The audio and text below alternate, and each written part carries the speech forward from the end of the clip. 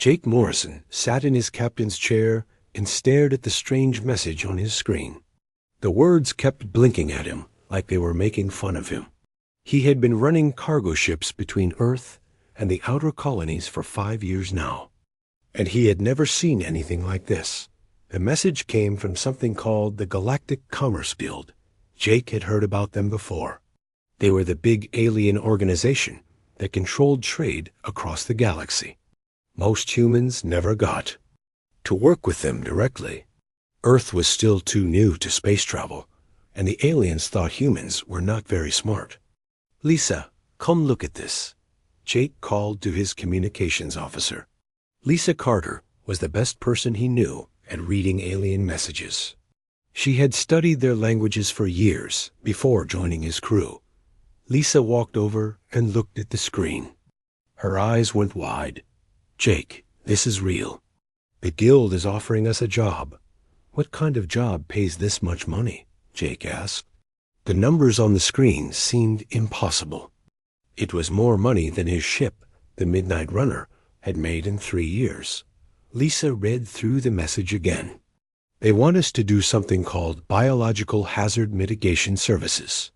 "That sounds fancy, but I think it just means killing." "Bugs? Bugs?" Jake laughed. "They want to pay us millions of credits to kill bugs?" "Big bugs, apparently," Lisa said.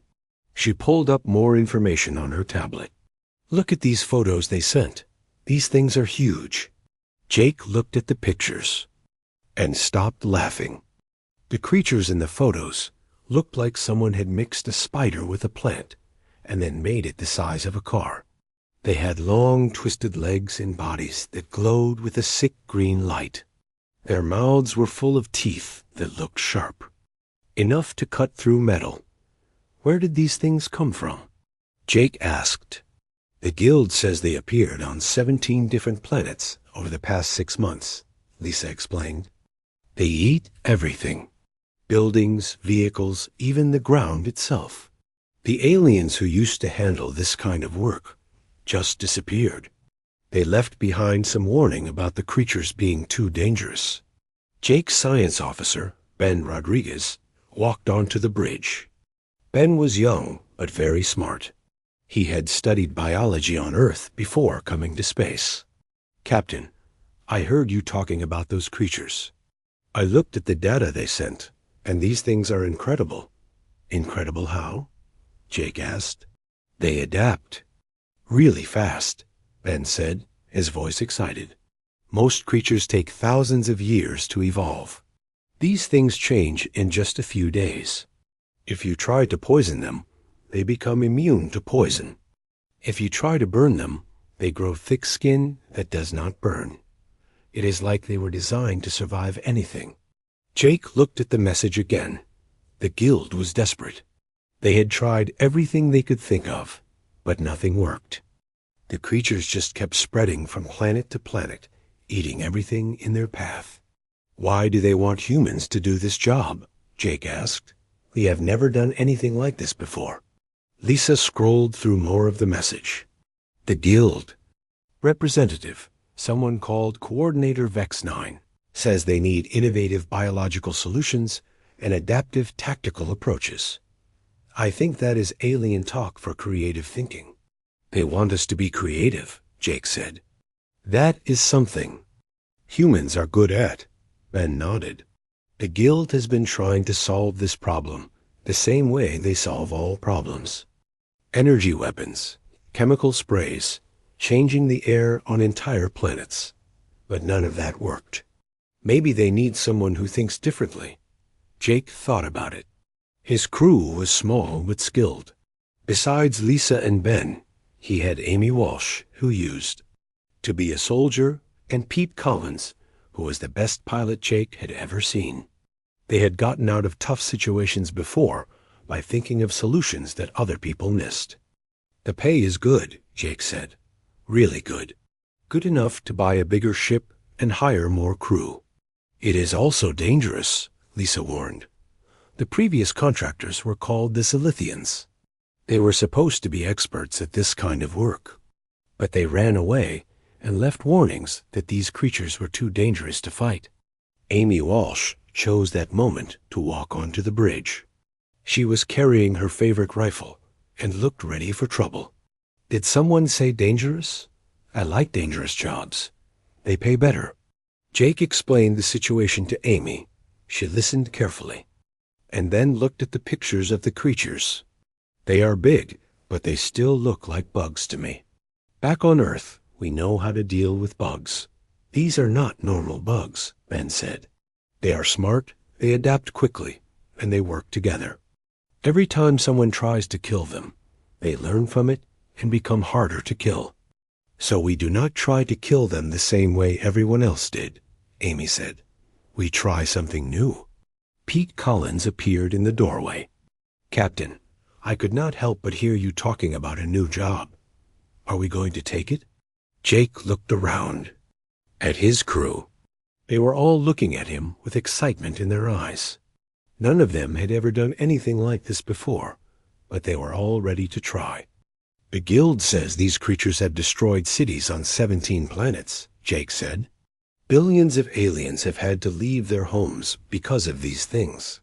If we can stop them, we will be heroes. And rich heroes, Lisa added. Jake made his decision. Set course for the Guild station at Proxima Relay. We are going to take this job. What if we fail? Ben asked. Then we fail trying something that has never been tried before, Jake said. But I do not think we will fail.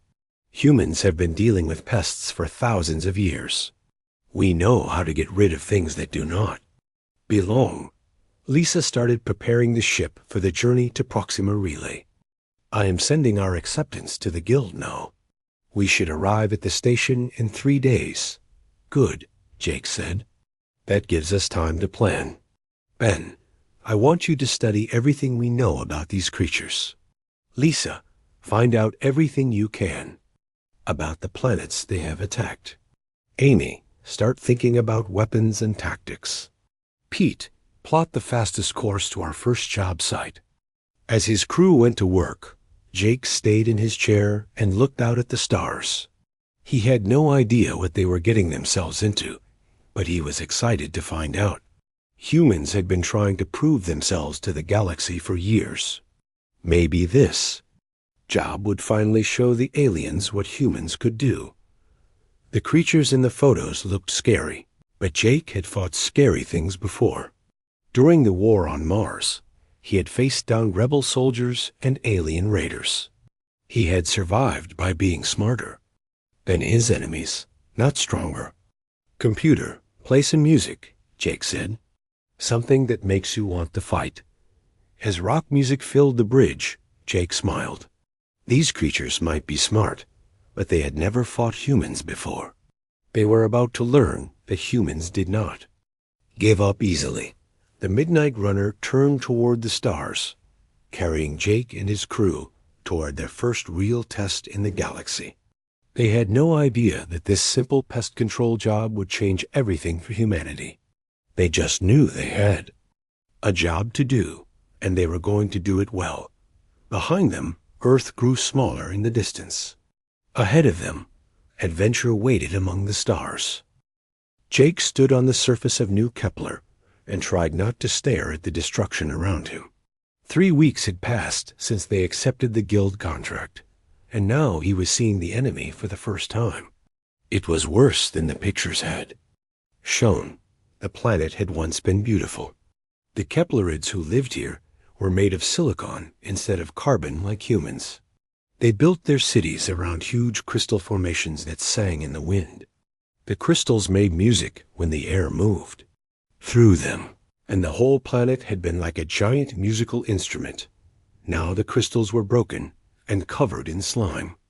The beautiful singing had been replaced by an ugly scraping sound as the creatures moved through the ruins. This is horrible, Lisa said through her helmet radio. She was standing next to Jake, looking at what used to be a crystal garden. How could anything do this much damage in just 3 months? Amy was checking her weapons and scanning the area for threats. The creatures are still here. I can see movement about 200 meters to the east.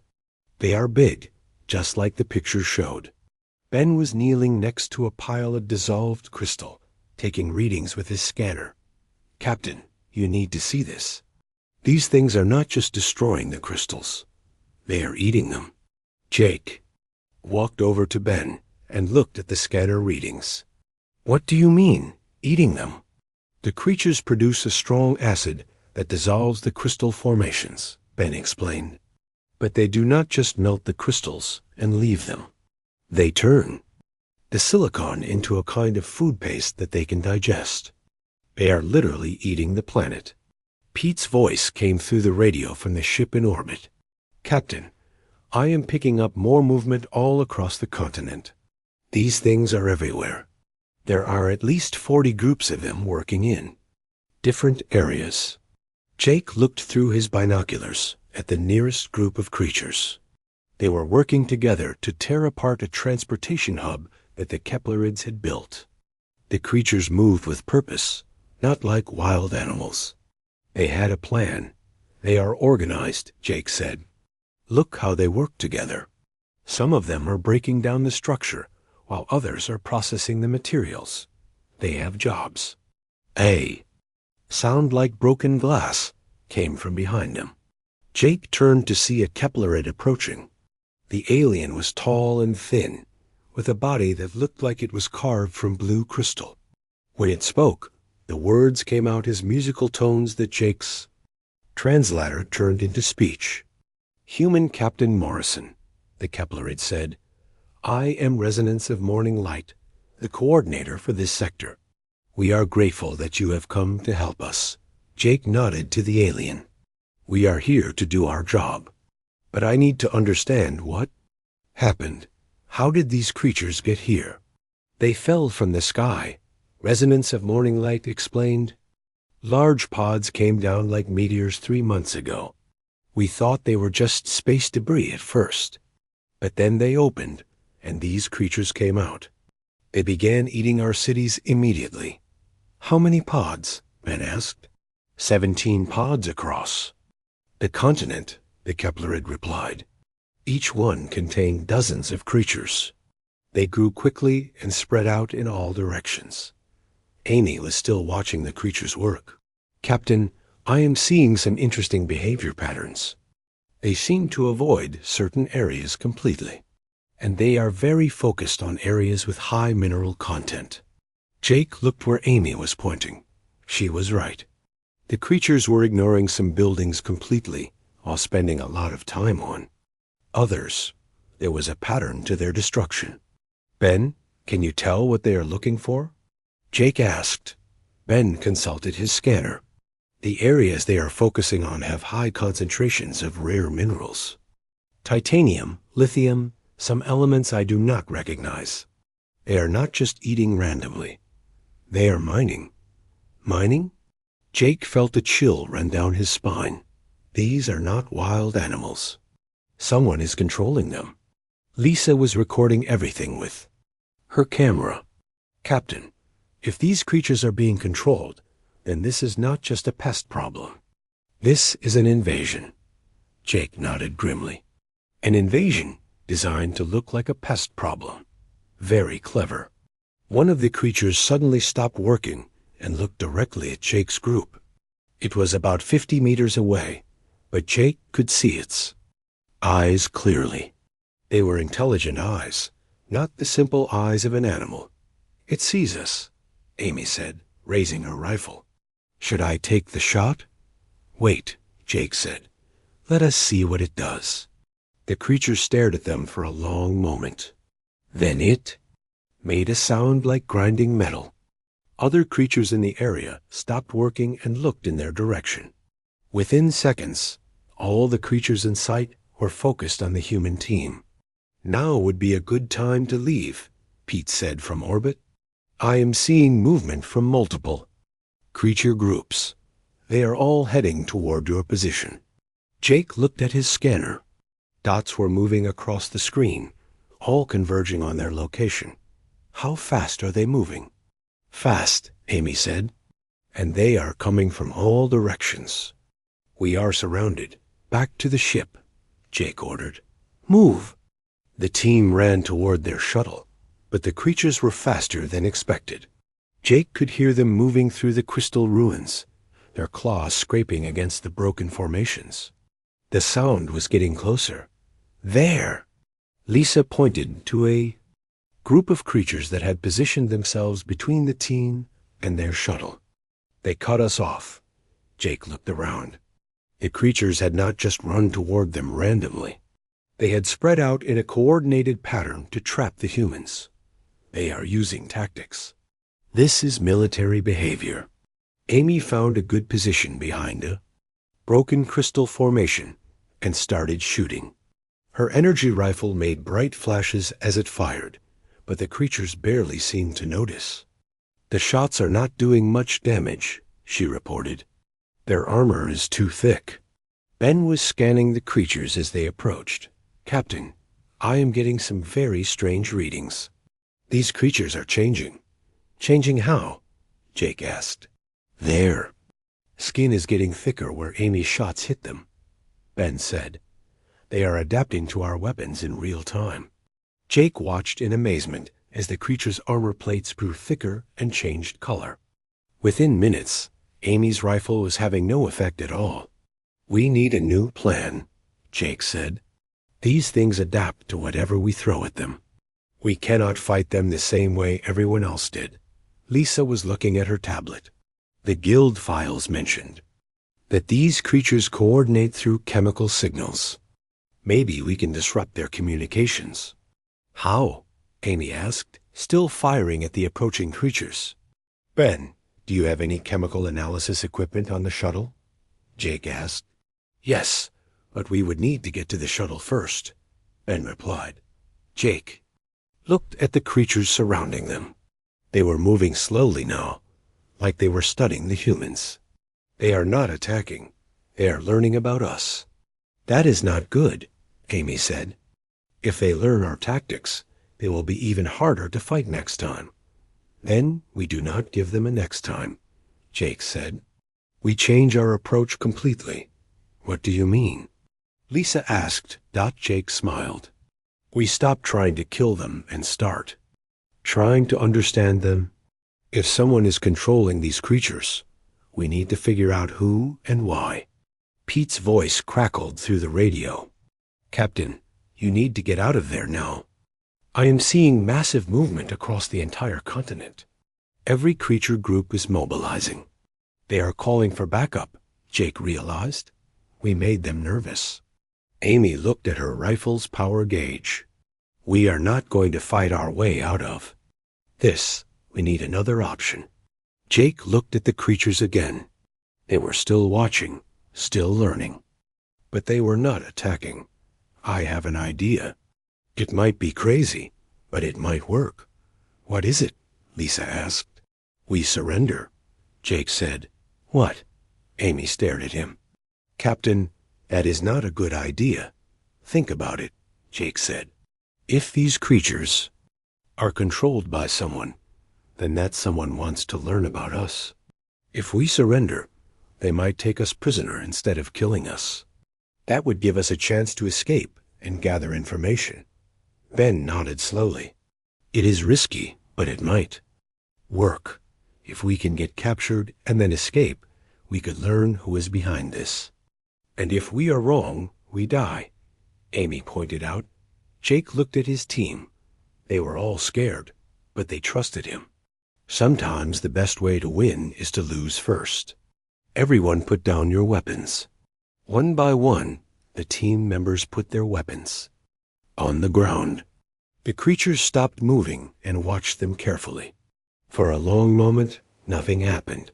Then the creatures began to move forward again, but slowly and carefully. They surrounded the human team, but did not attack. I think it worked, Lisa whispered. Now we find out who is really behind this, Jake said as the creatures closed in around them. The last thing Jake saw before the creatures covered them with some kind of net was Pete's shuttle flying away to safety. At least one of his team members was free to report what they had learned. As the creatures carried them away, Jake wondered if his plan had been brilliant or stupid. Soon, he would find out. Jake woke up in a cage made of the same material as the creature's armor. His head hurt, and his mouth tasted like metal. The last thing he remembered was being captured by the creatures on New Kepler. Now he was somewhere else entirely. "Captain, you are awake."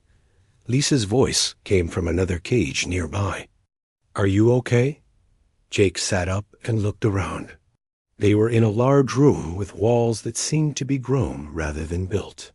The walls pulsed with the same green light as the creatures. Lisa, Ben, and Amy were each in their own cages, all looking tired but unhurt. "Where are we?" Jake asked. "Some kind of ship," Amy replied. "I felt us moving through space about an hour ago. We are not on New Kepler anymore." Ben was examining the walls of his cage. "These are not normal materials. The bars are made of the same stuff as the creature's shells. It is some kind of biometal that grows instead of being manufactured." Jake tested the strength of his cage.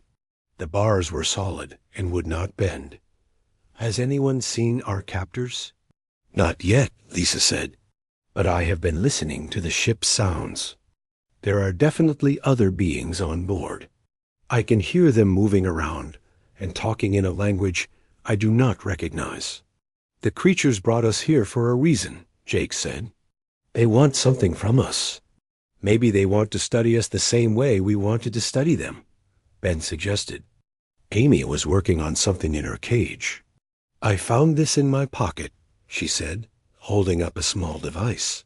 "It is my backup scanner. They missed it when they searched us." "Can you scan the ship with it?" Jake asked. Amy activated the device and pointed it at the walls. "The whole ship is alive. It is not built from separate parts like our ships. It is grown as one big organism." "That explains the green light," Ben said. "The ship is using bioluminescence for lighting." Jake was starting to understand. Whoever built this ship does not think like we do. They do not build things from metal and plastic. They grow things from living materials. But who are they? Lisa asked. Before anyone could answer, a section of the wall opened like a flower blooming. 3 figures walked into the room.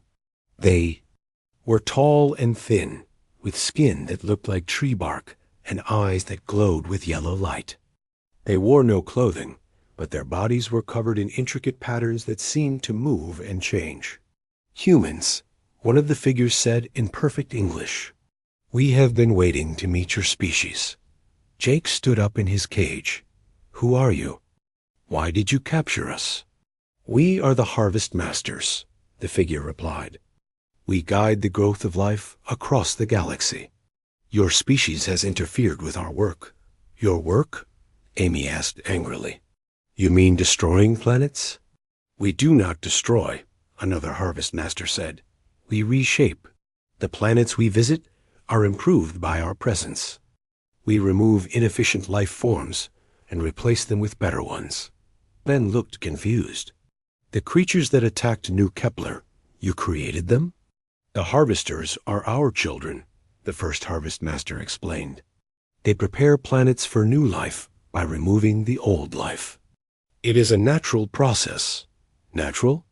Jake could not believe what he was hearing. "You are committing genocide on 17 planets. Billions of beings have lost their homes." "The old life forms were weak," the third Harvest Master said. "They could not adapt to changing conditions. Our harvesters are strong and flexible. They will survive when others cannot." Lisa was recording everything with a hidden device in her sleeve. "Why are you telling us this? Are you going to kill us?"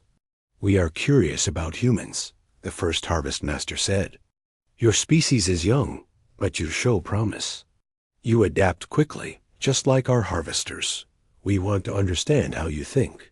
"So you can make better weapons?" Amy asked. "So we can decide if humans are worth preserving," the Harvest Master replied. "Most species we encounter are weak. They rely on tools and machines instead of improving themselves. But humans seem different." Jake realized this was his chance to learn more. "How are we different?" You survived on New Kepler longer than any other species, the Harvest Master explained. You used tactics we had not seen before. You even found a way to capture our attention without being killed. The surrender was clever, the second Harvest Master added. Most species try to fight until they are destroyed. You chose to lose in order to win later. Jake smiled. That is what humans do. We adapt to survive. Show us, the first Harvest Master said. We will give you a test. If you pass, we will consider sparing your species. If you fail, we will add Earth to our list of worlds to be harvested. The cages opened automatically. Jake and his team stepped out cautiously. What kind of test? Jake asked. You will help us improve our harvesters, the Harvest Master said. They are good at their job, but they have weaknesses. We want you to find those weaknesses and fix them. Amy looked at Jake with alarm. They want us to help them make their weapons better? If we refuse? Jake asked. Then you die, and we harvest Earth anyway, the Harvest Master replied. Jake thought quickly. If they helped the Harvest Masters improve their creatures, more planets would be destroyed. But if they refused, they would die, and Earth would be attacked. Neither option was good. We need time to think about this, Jake said. You have 1 day, the Harvest Master said. We will provide you with a laboratory and all the tools you need. Use your human creativity to solve our problem. The 3 Harvest Masters left the room, and Jake's team was alone again. But now their cages were open, and they could move around freely. Jake, we cannot help them, Lisa said. If we make their creatures stronger, they will destroy more planets. I know, Jake replied. But we are not going to make them stronger. We are going to find a way to stop them. How? Ben asked. Jake looked around the room. They said humans are good at adapting. Well, let us adapt. They want us to find weaknesses in their creatures and fix them. What if we find weaknesses and make them worse instead? Amy began to understand. You want to sabotage their own creatures? Exactly, Jake said. They think we are going to help them, but we are going to hurt them.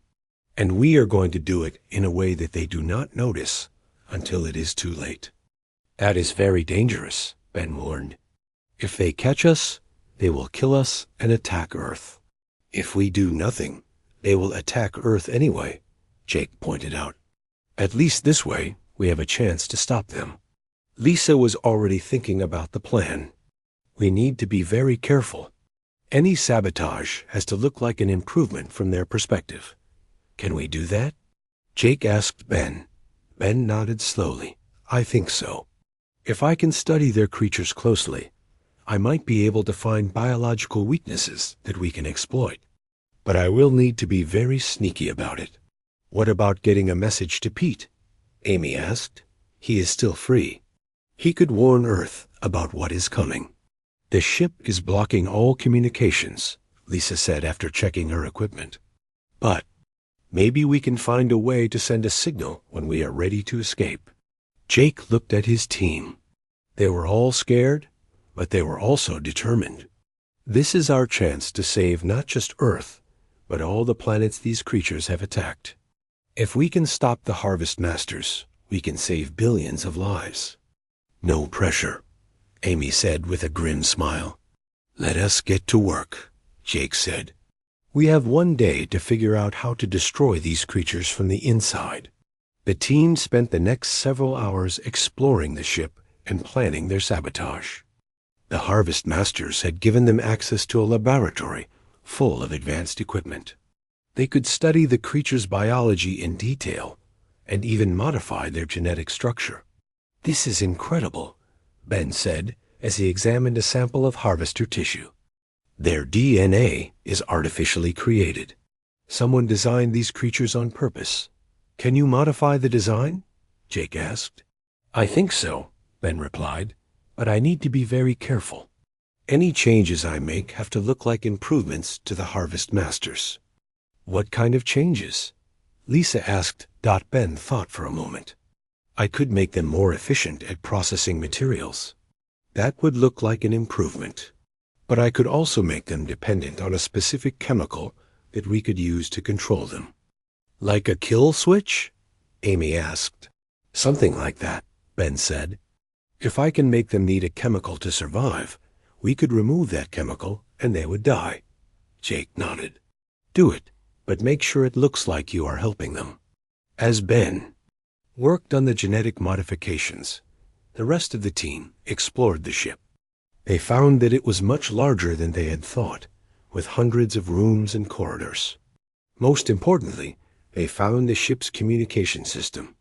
I think I can send a message to Pete, Lisa said, but only for a few seconds before they notice.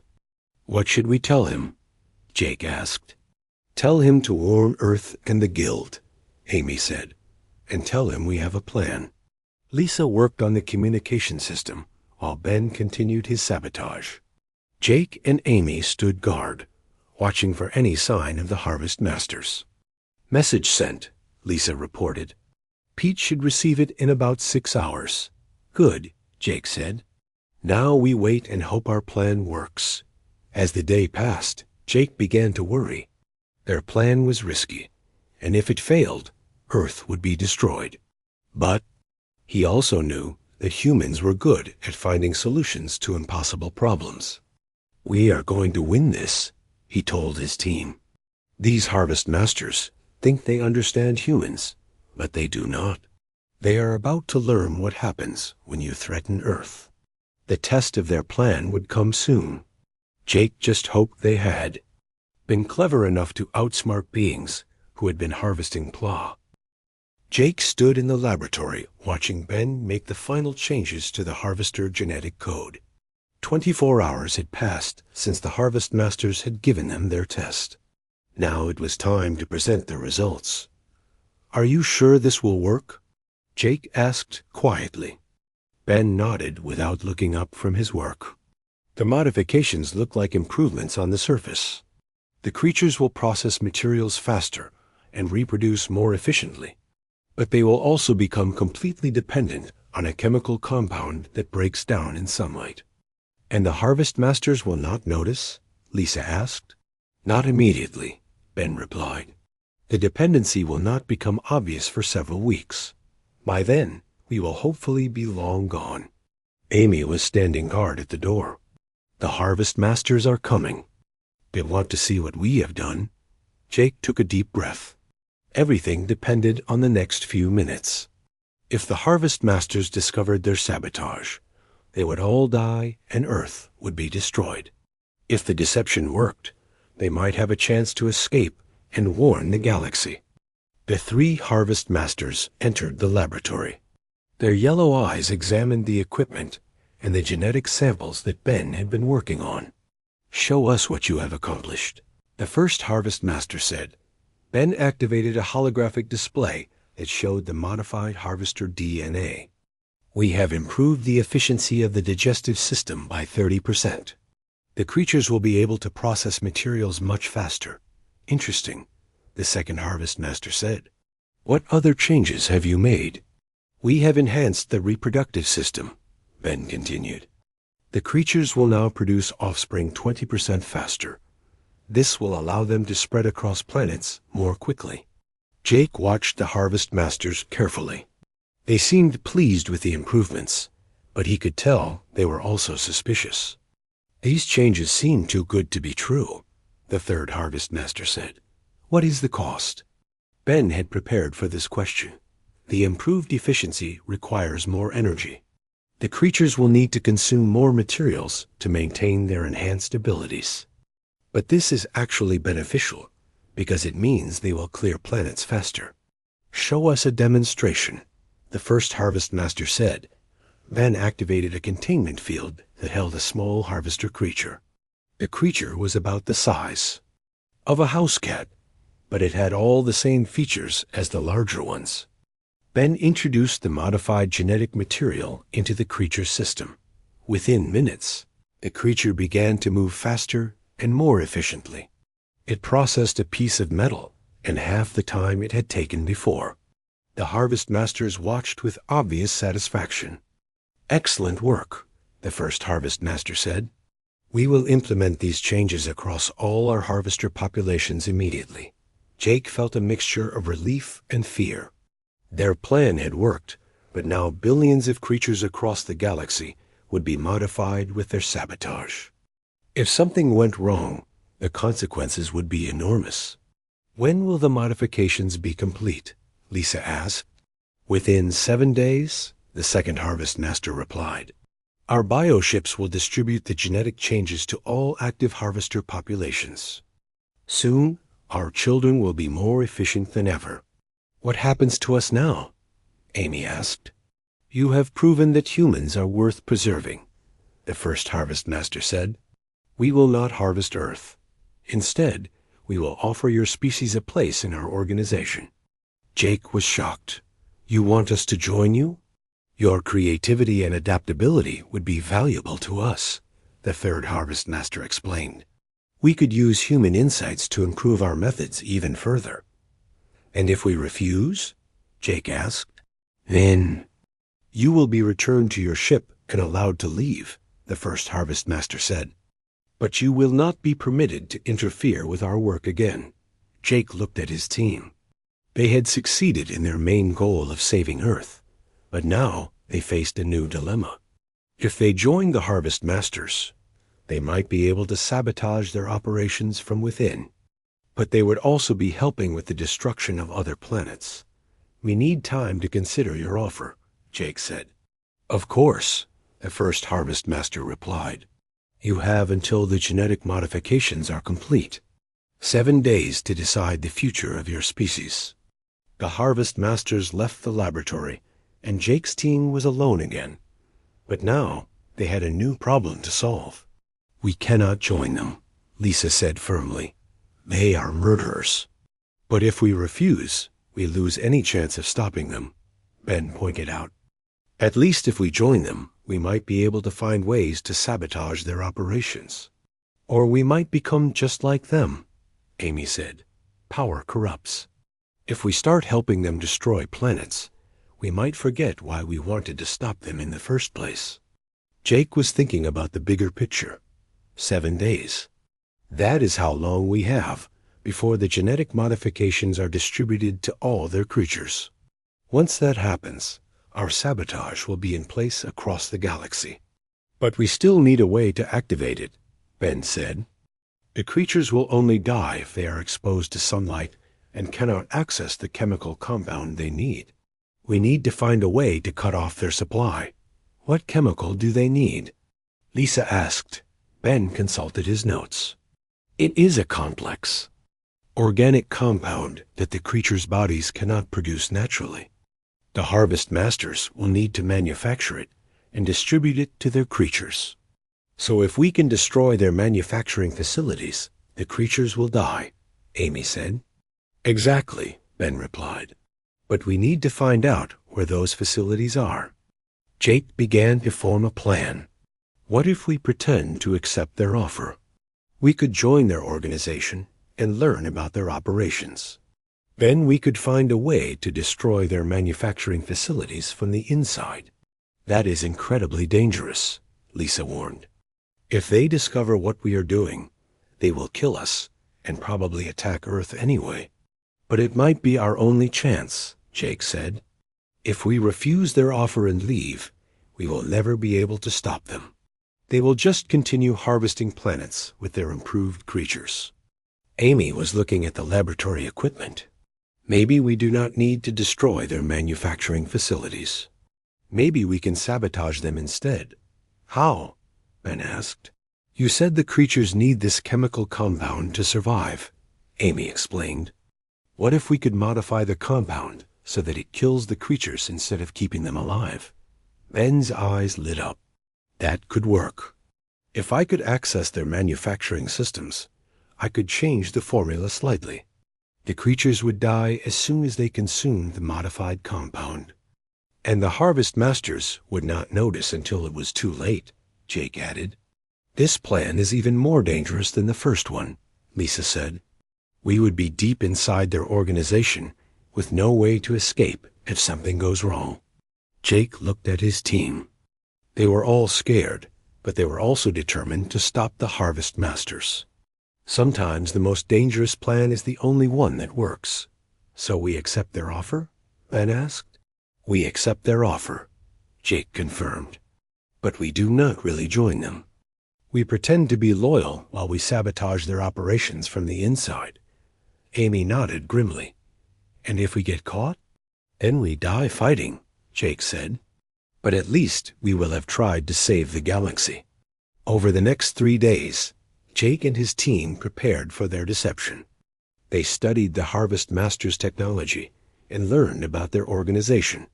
The Harvest Masters controlled dozens of bioships, like the one they were on. Each ship carried thousands of harvester creatures and was capable of destroying entire star systems. Their manufacturing facilities are located on a planet called Synthesis Prime, Ben reported. It is where they create all the chemicals and biological materials needed for their operations. How heavily defended is it? Amy asked. Very, Ben replied. But it is also where new recruits are trained. If we can convince them that we are loyal, they might give us access to the facilities. Lisa had been monitoring their communications. I think Pete received our message. I am picking up increased guild activity in this sector. They are looking for us. Good, Jake said. When we are ready to escape, we will need all the help we can get. On the 4th day, the Harvest Masters returned to check on their decision. Have you reached a conclusion? The first Harvest Master asked. Jake stood up straight and looked directly at the alien leader. We have decided to accept your offer. Humanity would be honored to join your organization. The Harvest Masters seemed pleased. Excellent. We will begin your training immediately. You will learn to think like us and see the galaxy as we see it. What does that mean? Lisa asked. You will learn that destruction is not evil, the second Harvest Master explained. Destruction is natural. Old life must be removed so that new life can flourish. We are gardeners tending to the galaxy. Jake forced himself to nod in agreement. We understand. We want to learn your methods. Your first assignment will be to oversee the implementation of your genetic modifications, the third Harvest Master said. You will travel to 3 planets where our harvesters are active and ensure that the modifications are working properly. This was exactly what Jake had hoped for. We would be honored to help with such an important task. You will depart for Synthesis Prime tomorrow, the first Harvest Master said. There you will receive additional training and meet other species that have joined our cause. After the Harvest Masters left, Jake's team began their final preparations. They would only have one chance to sabotage the manufacturing facility. Jake walked through the corridors of Synthesis Prime and tried not to show his disgust. The walls were made of living tissue that pulsed with a sickly rhythm. Strange chemicals dripped from the ceiling, and the air smelled like rotting flowers. Mixed with metal, 3 weeks had passed since they arrived on the planet. Jake and his team had been given quarters in the training facility and were slowly learning about the Harvest Master's operations. More importantly, they were gaining access to the facilities they needed to sabotage. The manufacturing complex is just ahead, their guide said. The guide was a member of a species called the Vorthik, who had joined the Harvest Masters 50 years earlier. He looked like a giant insect with too many arms and spoke in a buzzing voice that made Jake's skin crawl. We are very excited to see how the chemical compounds are created, Lisa said with fake enthusiasm. Human chemistry is quite primitive compared to your methods. The Vorthik guide seemed pleased by the compliment. Yes, your species has much to learn, but you show promise. The genetic modifications you created for the harvesters have been very successful. Jake felt sick hearing that. Their sabotage was working, but it would take time for the effects to become obvious. In the meantime, the improved harvesters were destroying planets even faster than before. How many worlds had been processed since our modifications were implemented? Ben asked. 7 planets have been completely harvested, the guide replied proudly. 3 more are nearly finished. Your improvements have increased efficiency by 40%. Amy's hand moved toward her weapon, but Jake caught her eye and shook his head slightly. They had to maintain their cover, no matter how horrible the news became. The group entered the main manufacturing facility, and Jake's heart raced. This was it.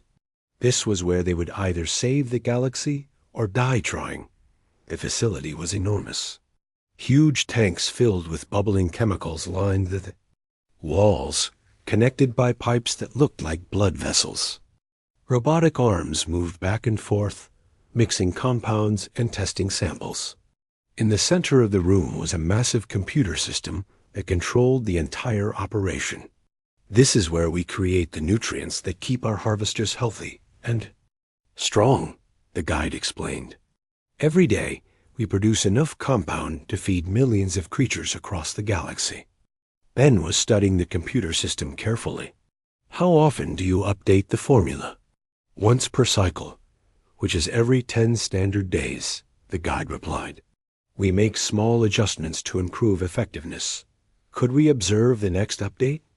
Ben asked. We would like to learn your procedures. The guide looked uncertain. That would require special permission. The formula is closely guarded. Of course, Jake said quickly. We understand the need for security. Perhaps we could just observe from a distance? I will speak to the supervisors, the guide said. If they approve, you may watch the next update, which happens tomorrow. As they left the facility, Jake felt both excited and terrified. They were so close to their goal, but they still needed to find a way to actually modify the formula without being caught. That evening, the team met in their quarters to finalize their plan. The rooms were monitored, so they had to communicate through a code they had developed over the past weeks. The weather on Earth is getting warmer, Lisa said, which meant she had found a way to contact the guild. I hope the spring flowers bloom. Early this year, Ben replied, indicating that he was ready to implement the sabotage. The birds have been singing louder lately, Amy added, meaning she had identified potential escape routes. Jake nodded. Tomorrow should be a beautiful day for a picnic, he said, giving the go-ahead for the mission. The next morning, they returned to the manufacturing facility with their Vorthek guide. 2 Harvest Master supervisors were waiting for them, along with several other alien species that had joined the organization. Today you will witness the monthly formula update, one of the supervisors announced. This is a great honor. Few beings outside our inner circle are permitted to observe this process. Jake and his team watched as technicians began the update. Procedure. The massive computer system displayed the current formula on holographic screens around the room. Ben memorized every detail, preparing to make his modifications. The formula is quite complex, Ben said to the supervisor. How do you ensure that it works properly on all the different harvester variants? We test extensively, the supervisor replied. Every batch is analyzed for purity and effectiveness before distribution. Jake realized this was a problem they had not anticipated. If the Harvest Masters tested the modified formula, they would discover the sabotage before it could be distributed. How long does the testing process take? Lisa asked. Normally, 3 days, the supervisor said. But for this batch, we are implementing an expedited schedule. The modified harvesters require more nutrients, so we must distribute the new formula immediately. Jake felt a surge of relief. Their genetic modifications were actually helping their sabotage by forcing the Harvest Masters to skip their usual testing procedures. That is very efficient, Amy commented as the technicians worked on the formula update. Ben quietly activated a small device hidden in his sleeve. The device was designed to look like a standard scanner, but it actually interfaced with computer systems. He began uploading his sabotaged formula to the manufacturing system. The process took several tense minutes. Jake watched the progress indicator on Ben's hidden screen while trying to look interested in the supervisor's explanations. If anyone noticed what Ben was doing, they would all be killed instantly. "Upload complete," Ben whispered, so quietly that only his teammates could hear. The new formula was loaded into the system, and production began immediately. Across the galaxy, millions of harvester creatures would receive the poisoned nutrients within days. "This has been very educational," Jake told the supervisors. "We are grateful for the opportunity to learn from your expertise." "Your species shows great potential," one of the supervisors replied. "Soon, you will be ready for more advanced assignments." As they left the facility, Jake felt a mixture of triumph and dread. Their sabotage was in motion, but they still needed to escape before the effects became obvious. Over the next 2 days, Jake and his team prepared for their escape. Lisa had managed to send a coded message to the guild, warning them about the Harvest Masters and providing coordinates for synthesis. Prime, Amy had identified a weakness in the facility's defenses that they could exploit. Ben had prepared a computer virus that would disrupt the planet's communication systems, preventing the Harvest Masters from warning their other facilities. On the 3rd day, reports began coming in from across the galaxy. Harvester creatures were dying by the millions. At first, the Harvest Masters assumed it was some kind of disease. But as more reports arrived, they began to suspect sabotage. All harvester populations are experiencing simultaneous system failures. A technician reported during an emergency meeting that Jake's team was required to attend. How is this possible? One of the Harvest Master leaders demanded. Jake and his team sat quietly, trying to look as confused and concerned as everyone else in the room. "The symptoms suggest poisoning," another technician said. "Something in their nutrient supply is killing them." The Harvest Master leader's yellow eyes swept across the room, looking for signs of guilt or deception. "If this is sabotage, the perpetrators will be found and eliminated." Jake felt sweat running down his back, but he kept his expression neutral. Around him, other alien species were murmuring in fear and confusion. "We must evacuate all non-essential personnel from synthesis."